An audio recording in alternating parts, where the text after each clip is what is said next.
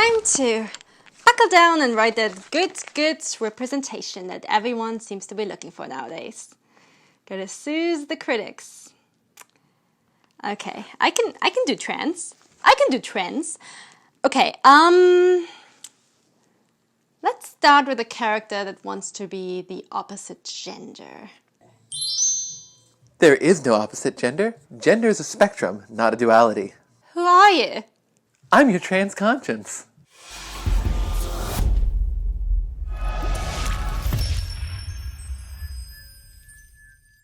I'm a white biological woman. I am perfectly capable of writing a trans character without consulting you.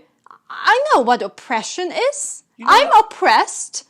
Oh, so you know what sexism is, and that means you know what transphobia is? I mean, I suppose that makes sense. They do both insist on upholding gender roles, devaluing femininity, and empowering masculinity. What? What? You know that, of course. Of course.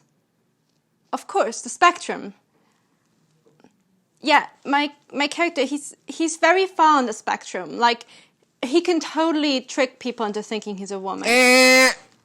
Back to start. Do not collect $200. Oh, come on. This is all too complicated to keep up with. Of course it is, especially if you're not listening to trans voices. The gender spectrum has nothing to do with how well you pass for cis. Society teaches us that there's a binary, man and woman. But in reality, there's so many more gender identities that you could be. Agender, gender fluid, demi... I can't keep track of all of that. Well, all those identities fall under the non-binary umbrella.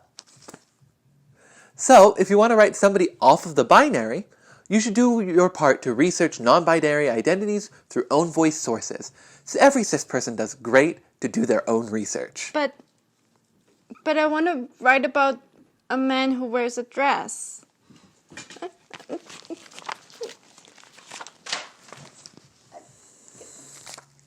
Hey! Your trans conscience is hurting. You'll get this back when you do better. But You want to write a man in a dress? Go ahead.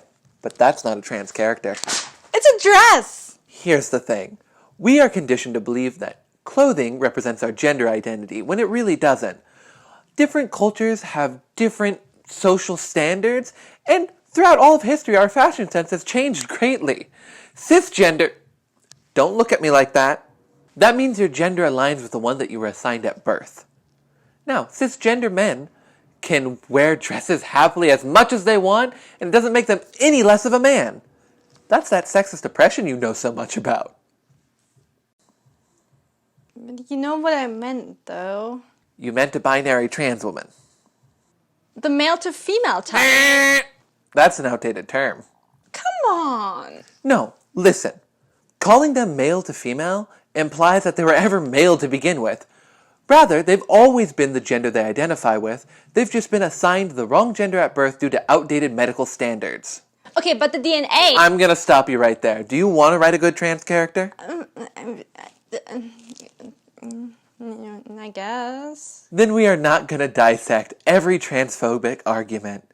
We do not have time for that, so I'm gonna go ahead and leave you some research material. In the description. Go read it. And you can read up on that part later. The point is, we don't call binary trans people male to female or female to male because they are their gender from birth. Just people, sometimes including themselves, don't recognize it at first. How can you not recognize something about yourself? I know. It must be so hard for cisgender people to realize this, who know themselves fully and completely by the age of 9 without ever realizing something seemingly obvious about their identity. I mean, that's why you went straight to writing rather than learning French, right? Are you calling me out?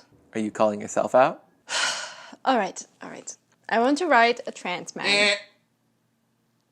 I want to write a trans man. I thought you wanted to write a trans woman. This is getting confusing. Which one's which again? It's not that confusing if you just accept that trans people are the gender they identify with. So, do you want to write about a woman who happens to be trans, or about a man who happens to be trans?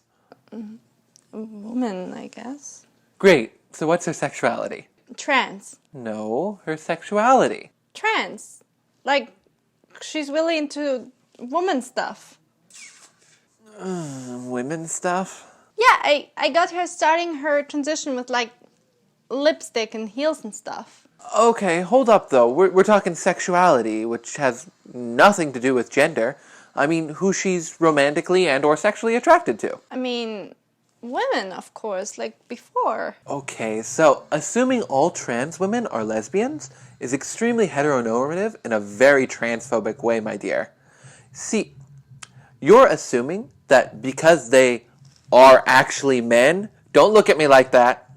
I know that's what you're implying, and you need to stop that shit right now. But because of that, you assume they'd be into women. But first off, that would make them queer. How? Because that would make them women dating women. Oh. But also, trans women can be any sexuality. Ace, bi, pan, straight, gay. So, why do you want to write the lipstick scene? To show that she wants to, like, come across, like, as a real woman. No, as a cis woman. See? I'm learning. She wants to be, like, a cis woman. Yeah, that's a start. But first, this is something I want you to keep in mind. Our beauty standards are actually really sexist. The idea that a woman needs to be pretty and feminine in order to get respected is pure oppressive sexism. It doesn't matter whether she's trans or cis, women are still all held to this standard. And this could put a lot of pressure on a trans woman to pass, aka look cis, pretty, feminine. And if she doesn't meet these standards, she's going to face a lot of discrimination just because of that. Because she's not pretty? Because she doesn't fit the cultural norm of what pretty is. Well, that sucks. Yeah, the thing is, trans people should be allowed to present as feminine or masculine as they'd like without their identities being questioned. I mean, you don't wear heels. Oh, no, they make my feet hurt. But that doesn't make you any less of a woman, does it? Huh. No. Yet, in a sexist environment, you might get scrutinized or ridiculed for not wearing heels with an evening gown when you're just trying to be comfortable in yourself. And you're getting scrutinized for it. I don't want to scrutinize people. I'm a good person. Then don't scrutinize trans people for how they present and believe them when they tell you who they are. Okay, I'm getting it. Great. Yeah. Then don't equate their womanhood to how well they perform womanhood to a sexist standard. After all, yeah, you could write a scene about the first time a trans woman buys lipstick, but isn't there much more to womanhood than that? I'd say so. Women are more than just uteruses and lipstick. So reducing us all down to just reproduction and beauty are sexist and oppressive standards. You're right. You're absolutely right. So, if you want to write a good trans woman, start by throwing all that rubbish out the window and respecting all women. I'm gonna write a transphobic cis woman, cisgendered, and I'm gonna make her spew all this shit that you're telling me right now, so that we can see what the trans woman really has to deal with. No, so we see what she has to deal with. And she's gonna be really transphobic, that villain. Just the worst. Do you still have air? Actually, that can be just as bad. Writing a villain so over-the-top transphobic actually lets a lot of smaller transphobia off the hook. You see, people like that do exist, but they're definitely a minority. And when this is the only idea that people are presented with, they begin to ignore the little transphobia, the day-to-day transphobia that they probably participate in. Like when sexist men are only presented as aggressive, molesting pigs. Exactly. I mean, that's just our president, but... Not anymore. Not anymore. But that doesn't even remotely cover the full spectrum of what sexism is. And people are even less aware of what transphobia is, so portraying it as this big, evil feature can do way more harm than good. I guess I still have a lot to learn. Yeah, but that's not a bad thing. It gives us more room to grow and expand our horizons, and the more we let go of prejudice, the more room we make for love. Can you help me with that? Don't worry, I'll be back.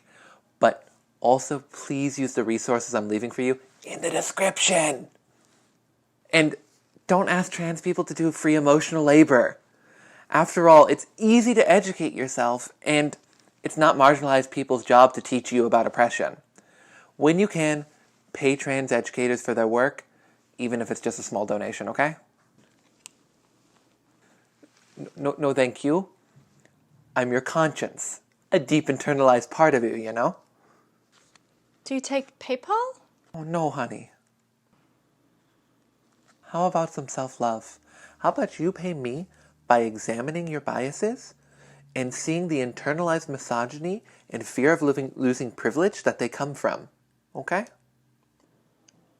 That sounds scary. Sounds like growth. And that's a good thing? It's a good thing.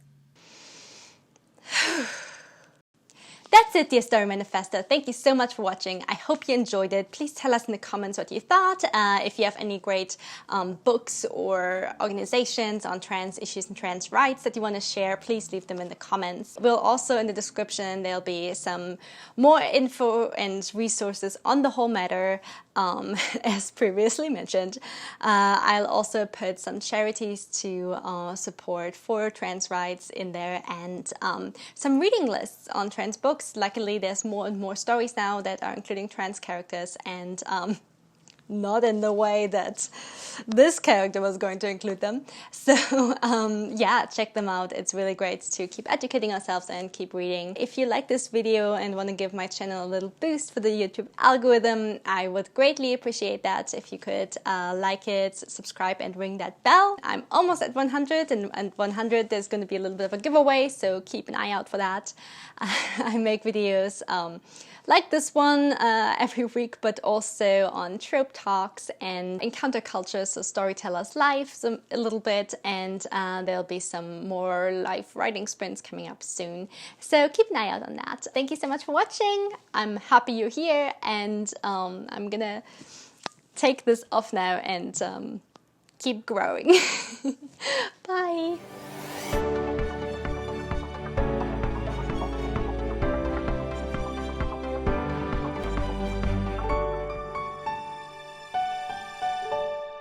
Read a book! Yes, this is a lovely trans book. It's a lovely trans book, but it unfortunately does the transphobic villain part. But if you look past that, it's really good. Yes, exactly.